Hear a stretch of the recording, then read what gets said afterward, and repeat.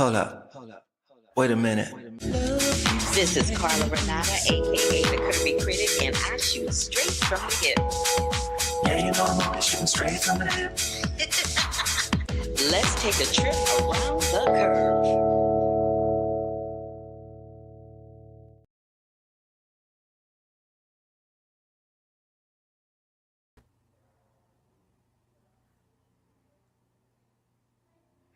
Hey everybody, I'm trying to figure out why my picture's not showing up. Is that it?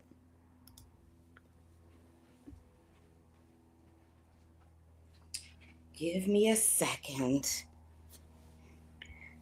This thing always betrays me at some point. Let's see. Sometimes it hooks up to my phone by mistake. So let me just make sure that it's not doing that. Yay! Oh my God, the technological difficulties that happen in the course of a day. Hey everybody, how you doing? Happy Sunday. It's a new episode of the Curvy Critic with Carla Renata. If this is your first time joining me, give me a big thumbs up to let me know you were here. If you are returning, welcome. Glad you came back. All right, so I have so many things to talk about. Mostly, I tell you what I did the week before, and then I get into it for this week. But I want to tell you this bit of news that came out I was so excited about. So my friend Billy Porter, you know him, Emmy, Grammy, Tony winning Billy Porter is coming to Broadway with Cabaret's Kit Kat Club that he did on the West End with Marisha Wallace. It's an all-Black lead cast of Cabaret. I am so excited to see it. It's going to be a different kind of flavor than what people are used to, but I am there for all of it. And then I had a hot girl summer, honey. I have been very, very, very, very busy. Your girl has been running around doing all the things. So let's talk about what I did yesterday and then not yesterday, but yeah, yesterday, and for most of the weekend. So some of my friends wanted to go bowling, and so we went to Lucky Strike over in the Beverly Center. I love that. Make your own luck. I just love that little thing that you see when you come in there. And here's me and my good girlfriends bowling. We had a good time. And then I hopped on over to the Desert 5 spot in Hollywood and did some boot scooting with these lovely ladies right here. We had such a great time. Today, I'm going to be talking about the Jayne Mansfield doc, My Mom Jayne, that is done by Mariska Hargitay. The TV series, Apple TV series Smoke, which drops on June 27th. F1. And of course, we're going to talk about Ironheart. And I'm finally going to be able to give you that review on Elio. So let's start with Elio first. But before we get into that, let me see if my boy Brandon has popped by. And he has. He says, Elio was great. I can't wait for more Pixar originals, Hoppers and Gatto and Toy Story 5 next year. Me either. Thanks for popping through, Brandon. All right. So Elio. It's in theaters now, as Brandon told you. It's a Pixar Disney joint, and it is directed by Adrian Molina, Domi Shi, Madeline. Where's Madeline's name? Madeline Sharafian. So Domi Shi, I loved the movie because Domi Shi is part of the directing team, and Domi Shi brought us Bao, the little short about the dumpling that she won an Oscar for. And I love the way that she story tells. So Elio is an underdog with an active imagination who finds himself inadvertently beamed up to the Communiverse, an interplanetary organization with representatives in galaxies far and wide, mistakenly identified as Earth's ambassador. Elio to the rest of the universe, he starts to form new bonds with eccentric aliens while discovering who he's truly meant to be. This film is a great example of showing how our differences make us the same. Our differences are the things that really help us. Why does that keep doing that? Our differences are the things that really make us the same. And the guy that plays Gordon, He is everything, and he's really funny. And I talked a little bit about this before, so I don't want to belabor the point too much. But I'm really disappointed that the fact that this film didn't get more love. A lot of the more high-profile action adventure movies, which I'm talking about today, or big studio films, other than Disney, got more love than Elio. But if this is a wonderful summer to take your kids to see this film. It is beautifully done. It has a great story. The voice performances are fire, and I highly suggest that you go see it. I also suggest that if you are in the Los Angeles area this week, speaking of Disney Pixar, the Archer Museum of the American West, which is located within Griffith Park, on July 26th, which is happening in just a few days, they have street food cinema, and they're going to show the 30th anniversary screening of Toy Story. Now, if you don't know what street food cinema is, let me break it down for you. Street food cinema, this is always a little off center. Street food cinema is going to the cinema outside and having, food trucks there and things to drink there. And sometimes the street food cinema, depending on the location that it's in Los Angeles, will allow you to bring outside stuff. But it is a really great way in the summer to go see a film that you maybe have seen before, but you haven't seen it this way. So again, check out street food cinema at the, check out Toy Story 5 at the Street Food Cinema, who is celebrating their 30th anniversary. Okay. My Mom Jayne. This documentary wore me all the way out. It is going to be streaming, or maybe already streaming, on HBO Max. If you didn't know, Law and Order's Mariska Hargitay, who is in that bottom right corner, is the daughter of Jayne Mansfield. Jayne Mansfield was a huge movie star, and there were always comparisons between her and Marilyn Monroe back in the day. This is the thing. Mariska is her own woman. Her mother was her own woman. And if I can say so, and not making fun of her mom, but giving her mom props, her mom was like the original media influencer. Her mother packaged an image, made sure that it was put out there. As a matter of fact, she was known to say that there are two important things in the life of an actress: to be a good actress, a very fine star, and to be known. And she made sure she was known, but at some point it backfired on her. Mariska was 3 years old when her mom died in a car crash along with her other siblings. And she doesn't have any memories of her at all. So this documentary was a means of her going back, talking to people that knew her mom, to give her some type of memory. Because I got to tell you something, the fact that, I've talked about this often in the last couple of months. My father passed away, and the one thing that I'm really grateful for is that I do have memories. I have memories of him as a child. I have memories of him when I was in college. I have memories of him when I was an adult, when I first went to Broadway, and when he came. I have all those memories. So when Mariska talks about not having memories of her mom, I wholeheartedly, my heart broke for her, because I can't even imagine what that is, because that is not my life. As a result of that, Mariska pushed her career as far away from the image of her sex pot, beautiful mother as possible, and thus she ended up on Law and Order, and making a name for herself in that way as an actress, as opposed to for her looks instead of for her brain. The movie that most people will know Jayne Mansfield for is a film called Will Success Spoil Rock Hunter? It was a play, and they adapted that into a film, which I did not know. I was embarrassed to say that I did not know that. And I also want to point out that we also find out in the course of this documentary that Jayne Mansfield is probably the original white person code switcher, because she had this voice and this persona that she would use in public, but she would do something very different at home. And she would do it because she had created this image and people expected that of her. But at home, they just knew her as mom and as a wife and a mother. She was very, very savvy. She was a lot smarter than people gave her credit for. She was a very accomplished businesswoman. She was a very accomplished musician. She played the piano and the violin to perfection. And she hated when people would ask her about her measurements, which made me think about how people nowadays, I remember when when Joan Rivers was on the carpet, she would always ask, "Who are you wearing? What are you wearing?" And that became a staple of the red carpet after Joan Rivers introduced that.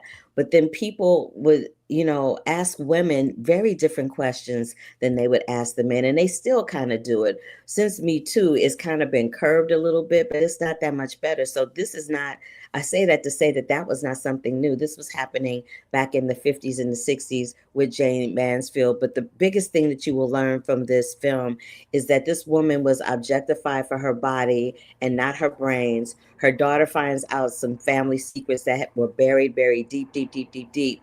And she has to find a way to embrace them and move on with her life as a result of them. So, ooh, that airplane is super loud. But I just wanted to tell you about this documentary because I think it's important. I think you'll enjoy it. That's Jayne Mansfield with her daughter, Mariska.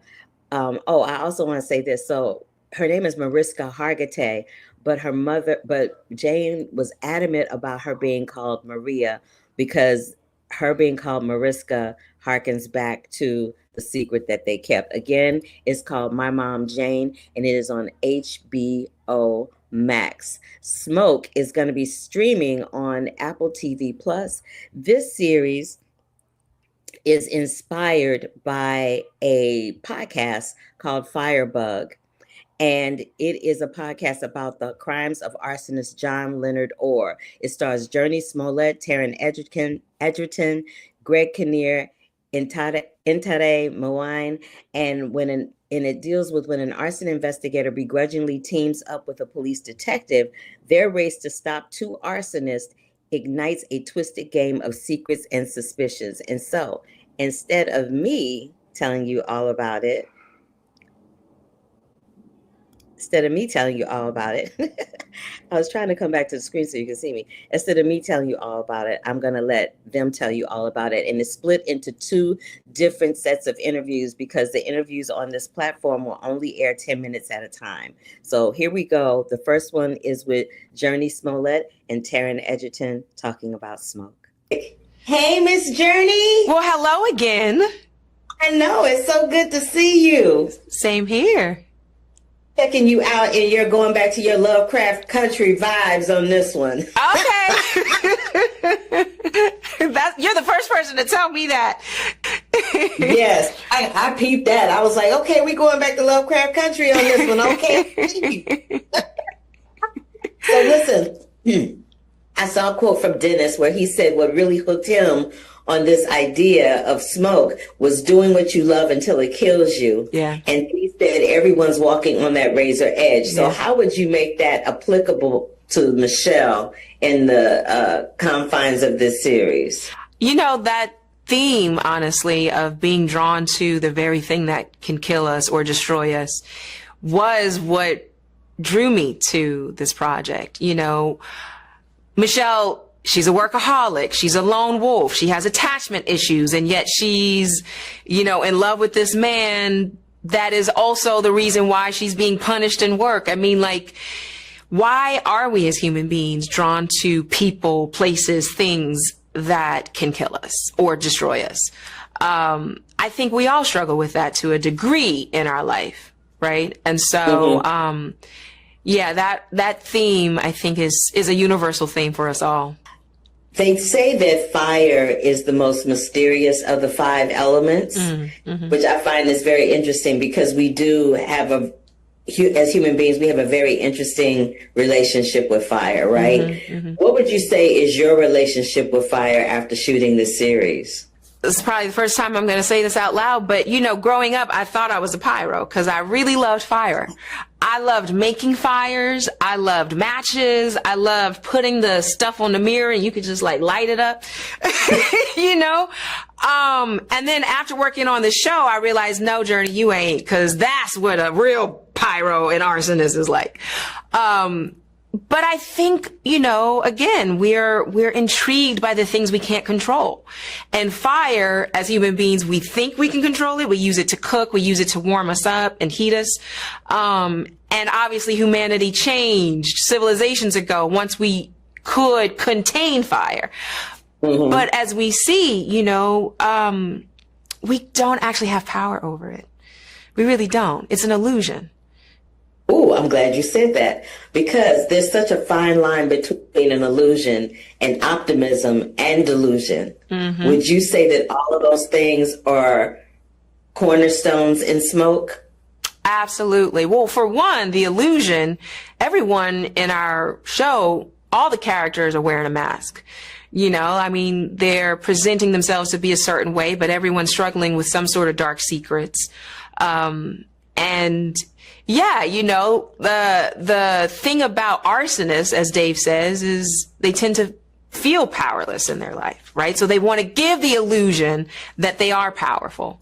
And so, yes, that's definitely what is seen and what is hidden, you know, as part of the themes of Smoke.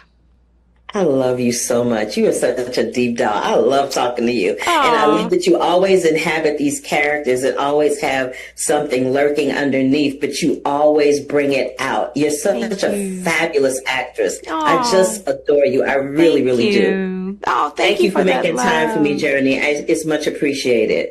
God bless you. And thank you for loving on me. I really, really appreciate that. Girl, always. I got you. I'll see you soon. Yes, you will. All right. All right. Bye. Bye. I had to tell you this, so this made me laugh out loud. A friend of mine, when I said I was going to do this interview with you, told me that they would always request Rocket Man on the smart device and be pissed off when they would play Elton John's version instead of yours. No way. No way. Well, that's very, very flattering and humbling, and I'll be sure to tell Elton about it as soon as I possibly can. I love the fact that she's dissing Elton John. Like, yeah, that's a bold move, right? She probably don't even know what she's doing. But having said that, I noticed with your projects, I'm a big proponent of your work. And I noticed with your projects, you always take on characters that have like a little secret lurking underneath. And sometimes it's dark and sometimes it's not. But whatever that secret is, it kind of creates the mystery and the intrigue for their circumstances. Okay. I'm curious to know, what is it that draws you to these types of roles, and particularly producing this project? Well, I think my taste is, I don't know. I think for me to commit all of the time and creative energy to a project, I think I have to be really intrigued by it myself.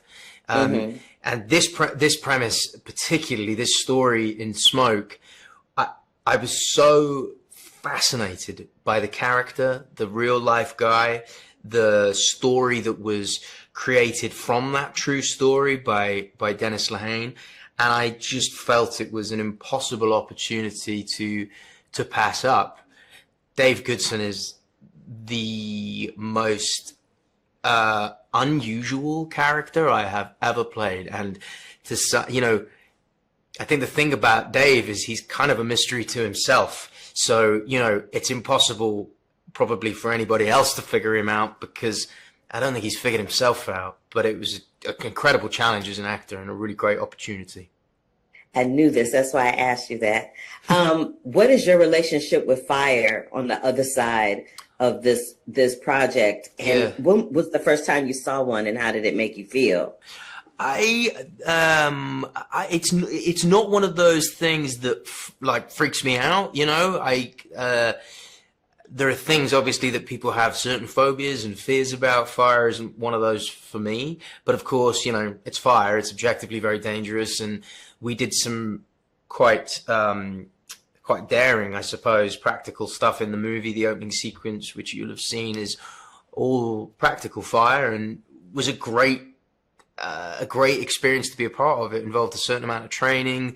The breathing apparatus I'm using, the firefighter gear, is all totally legit. It's all real because, the fumes are toxic and the crew were in very, very similar equipment. I think the thing that's interesting about fire is, although it is objectively dangerous, it's something that it's very deep rooted in us as a species.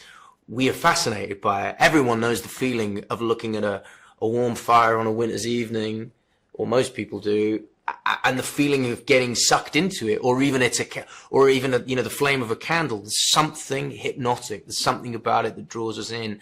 And I think, Dave's attitude to fire is he's developed his own very specific relationship to it that is a little more extreme than other people's. You do a wonderful job inhabiting Dave, and I wanted to thank you for giving me a slice of your time today. I thoroughly enjoyed this performance from you. Thank you, Carla. I really appreciate that. It's a pleasure talking with you. Tell your friend I say hey, and thanks. I certainly will. All right. Bye. Bye. I know, Carla. Hi, Internet. How are you? It's good to see you. Yes, I'm a big fan, so thank you it was great to be able to speak with you. Oh my goodness. I'm a fan of yours. I don't even know why you play it. Last time I saw you were doing romantic leads, and now you've been slumming in the world of true crime for a minute. Yep, trying to diversify the portfolio. I know that's right.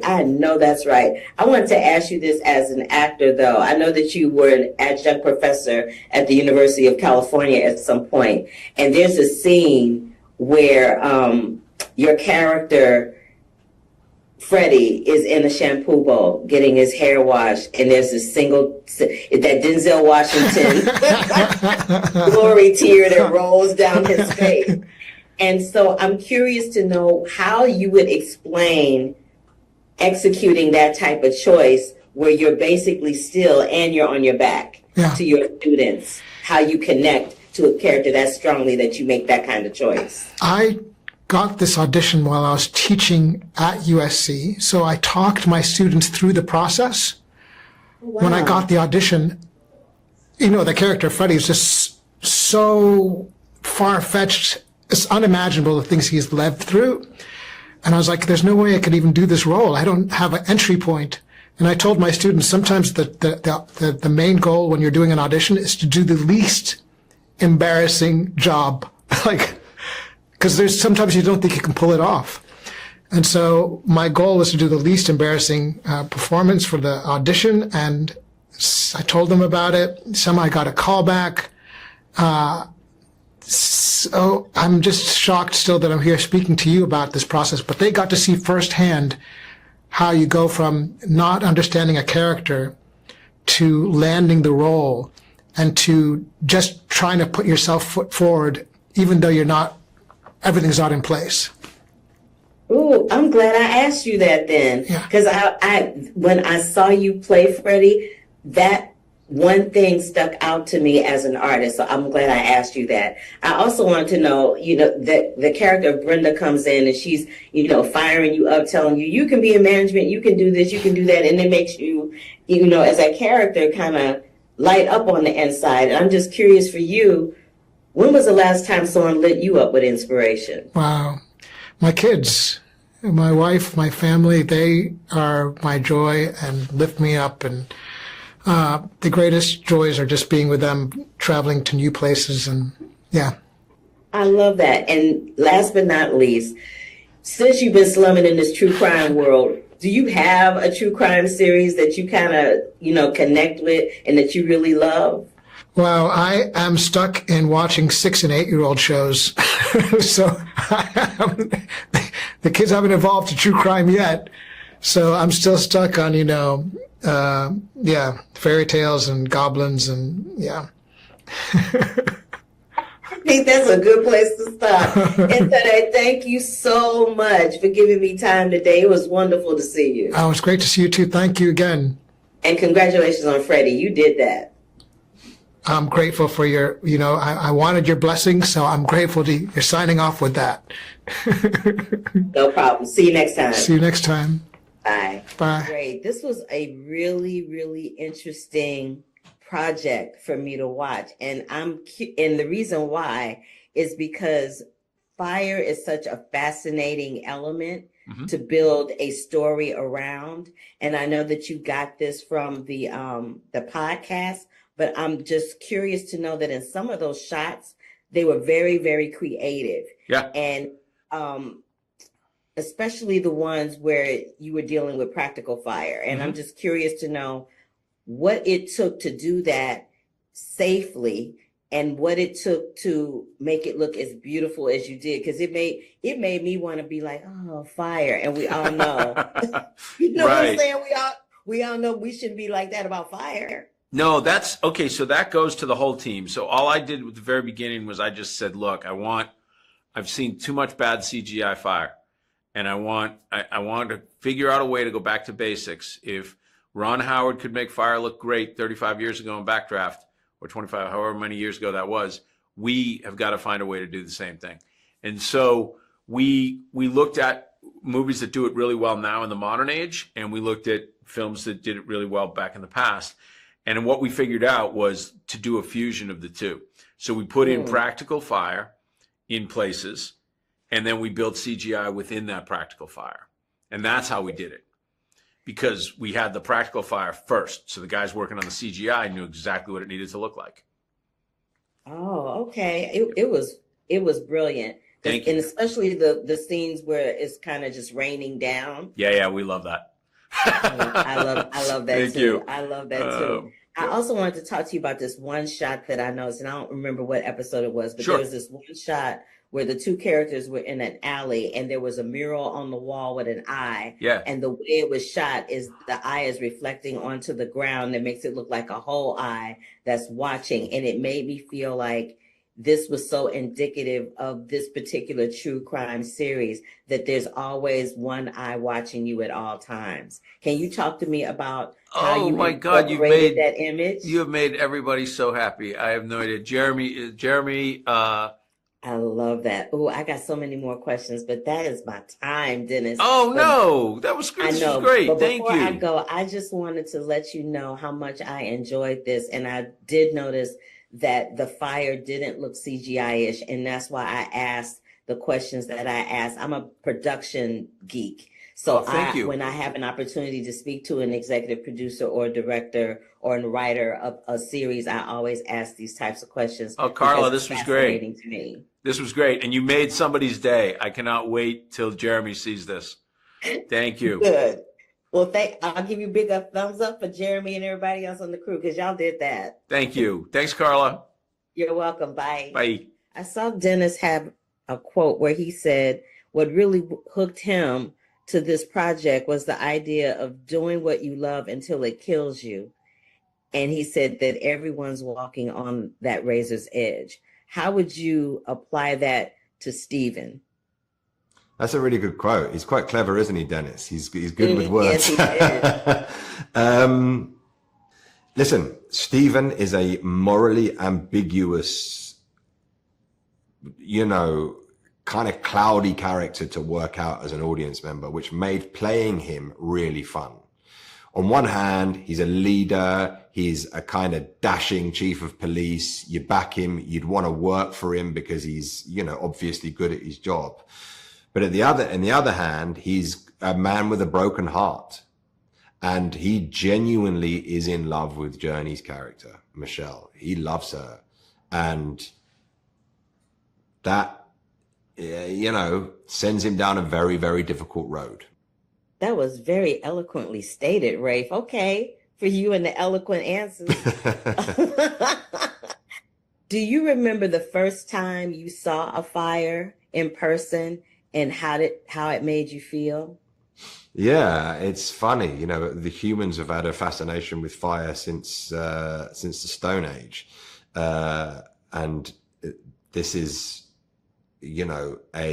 a meditation in many ways on fire, in its myriad ways, in its metaphorical ways, in its literal ways.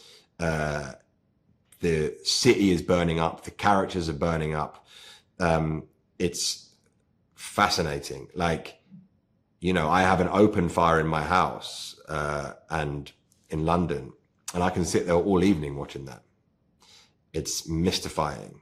And so those themes go through the show, and I think are very pertinent to it. It's so funny that you said fire is mystifying, because fire is described, of all the 5 elements, it's described as one of the most mysterious of the 5 elements. So It's that's so just, yeah. interesting that you use that word to describe it for yourself. Well, listen, before TV, that was all we had, the fire, just to stare into, you know. So, fires were early TV. Let's just put it that way. But Rafe, that's my time. Thank you so much for giving me a slice of yours today. I appreciate it. I appreciate you. Thank you very much. You're welcome. See you soon. See you soon. So I just hold, please. Let me take myself off of camera for 2 seconds. Just hold on a second.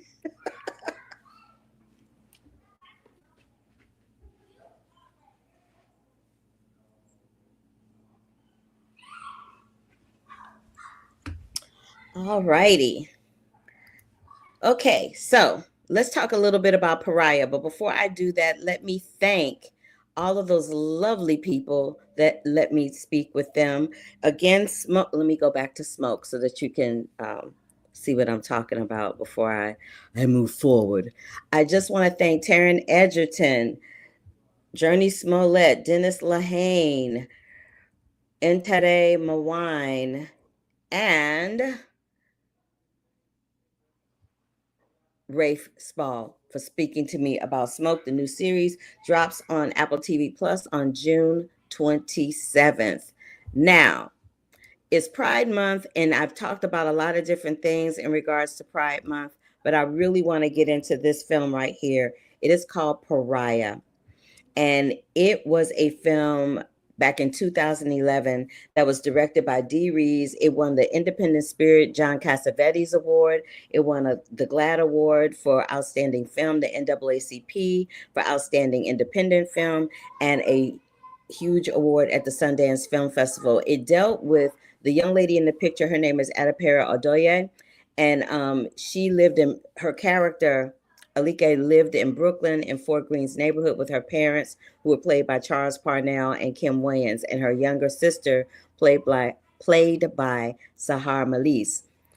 Now, she's a lesbian and quietly embraces her identity and is looking for her first lover, but she wonders how much she can truly confide in her family, especially with her parents' marriage already being strained. When Alike's mother presses her to befriend a colleague's daughter, Asha Davis, Alike finds the gal to be a pleasant companion. Now, let me just get into it with you for that. Let me just get into it, you guys, with that particular film. This film was a huge deal at the time, and I thought it was really going to be a deal breaker in terms of roles for Kim Wayans, because we're so used to seeing her do comedy with her comedic family, and y'all know this is weird. Let me fix it because it's looking crazy and I can't stand it. Like, what is happening? All right. She was known for doing comedy on In Living Color. We're used to seeing her in that way, but when she was in Pariah, there was a whole nother side to her, and I just love that this was a film that embraced the LGBTQ plus community from a vantage point of a female woman of color. We hardly ever see those films in the theaters or on television until Lena Waithe came on the scene, but this was way before Lena Waithe. So again, the film is called Pariah. You can catch it anywhere where it is streaming. All right, and last but not least, we're gonna get into this movie that I know most of y'all have popped in here to see. But before I get into that, I'm going to look at these comments real quick. And Brandon is saying he also wants to see K-pop Demon Hunters, which is great on Netflix. And he says he can't believe Toy Story is going to be 30. Yeah, it's 30 years this year. It is. All right. So, y'all, let's get into it. F1. And then we'll get into my last interview for the evening, which is with Dominique Thorne from Ironheart. Okay, but let's get into a little F1. F1 is a crazy movie. So let me just run down the gist of it for you. In the 1990s, Sonny Hayes, played by Brad Pitt, was Formula One's most promising driver until an accident on the track nearly ended his career. 30 years later, the owner of a struggling Formula One team, played by Javier Bardem, convinces Sonny to return to racing and become the best in the world, driving alongside the team's hotshot rookie, who's played by Damson Idris. Sonny soon learns that the road to redemption is not something that you can travel alone. Let me tell y'all something. I know folks got their issues and their problems with Brad Pitt, but Brad Pitt is like a bona fide, straight up movie star. Like, I don't know too many people who you can just put their name. And I said this when Mission Impossible came out.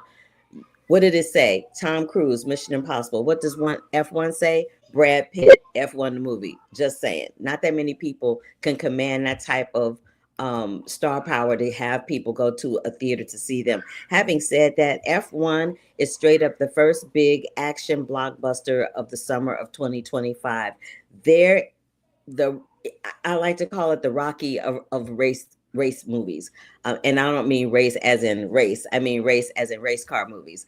It is the Rocky of race car movies. It's so exhilarating. There's lots of action. There are breathtaking sequences.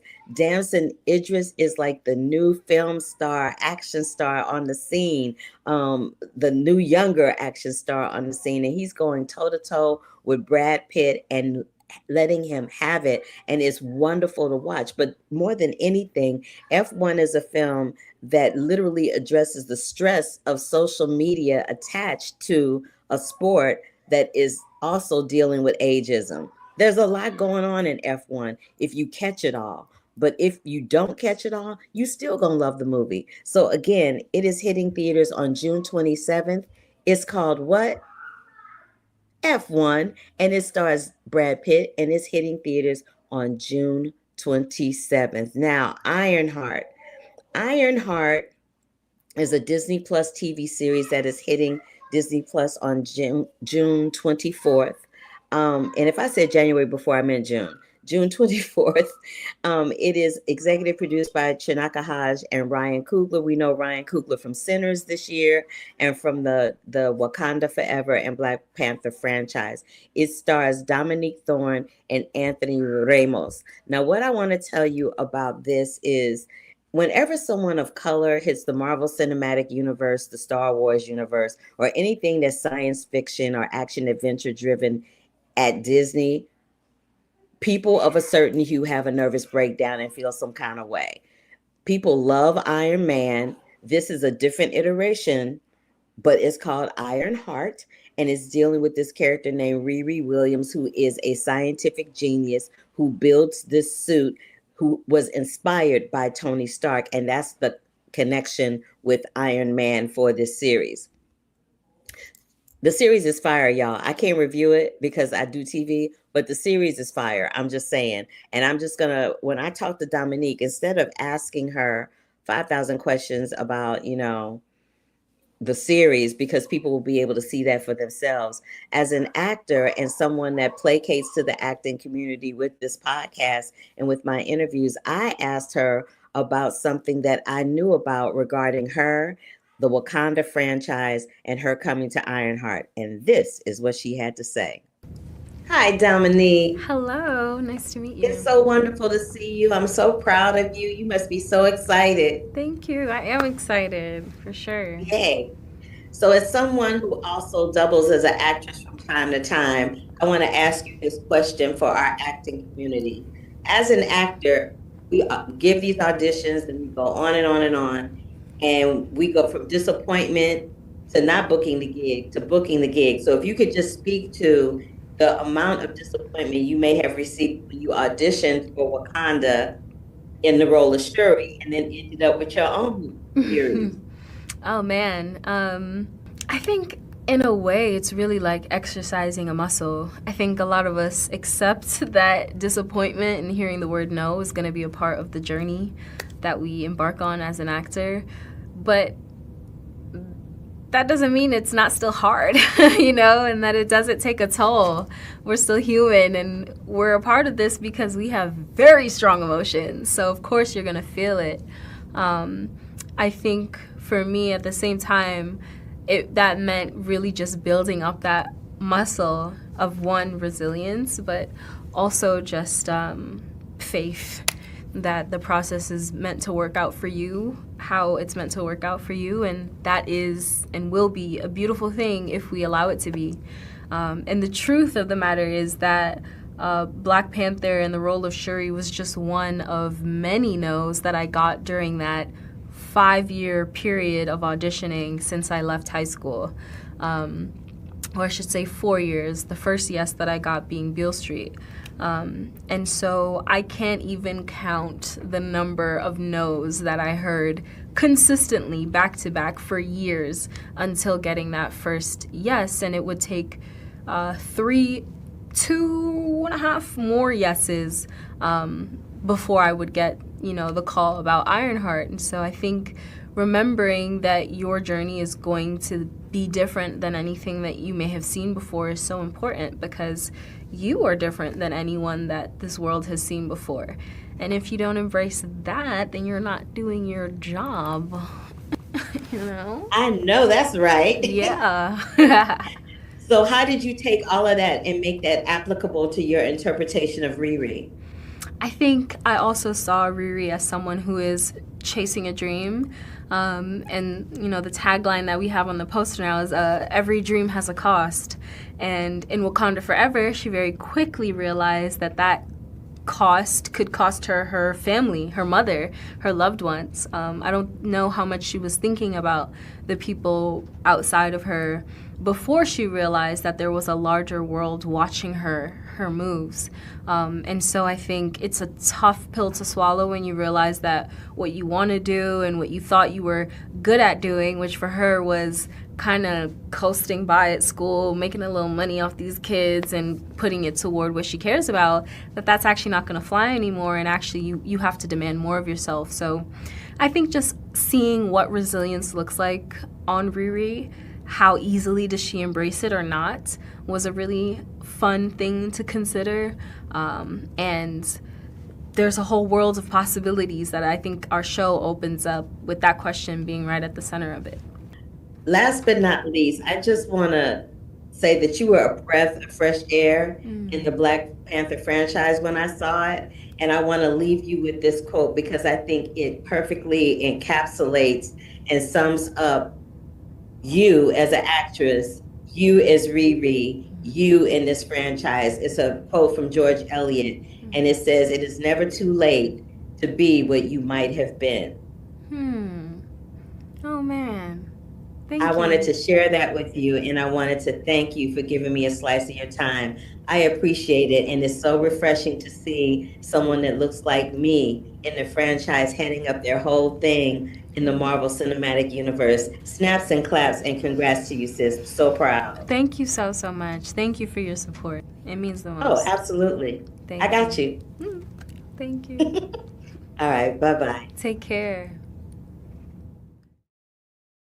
Again, you guys, Ironheart is dropping this week on Disney Plus. Do yourselves a favor and hop on over there to see it. When I come back next week, I will have Ryan Coogler and his executive producing team talking about Ironheart. And then I will also have the cast of Zombies 4, which will be streaming on Disney Plus. Later on, I will have the cast of Washington Black, which stars Sterling K. Brown, and he also serves as executive producer for that project. Just to wrap it up, make sure that you get a chance to see Pariah, which is streaming on streaming platforms everywhere. Google it. Y'all know how to do that, and check it out.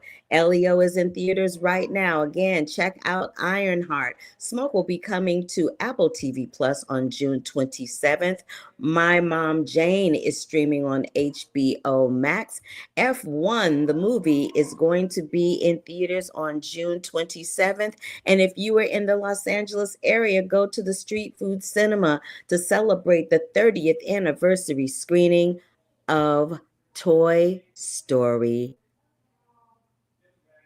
the original one. That's the Street Food Cinema. You can go to streetfoodcinema.com and find out everything you need to know about that. So with that said, I will be next. I said who I'd be back with next week. So I'll be back next week and I'll see you guys then. I'm going to run out and have some more hot girl summer fun. So excited. Cannot wait. But yeah, thank you so much for joining me. Give me a big thumbs up to let me know you were here. Click that bell for notifications if you are on YouTube. If you're watching this via Facebook Live or LinkedIn, thank you so much for supporting me. I really wholeheartedly do appreciate it. And so, yeah, until next week. See you then. Love, peace, and hair grease, and deuces.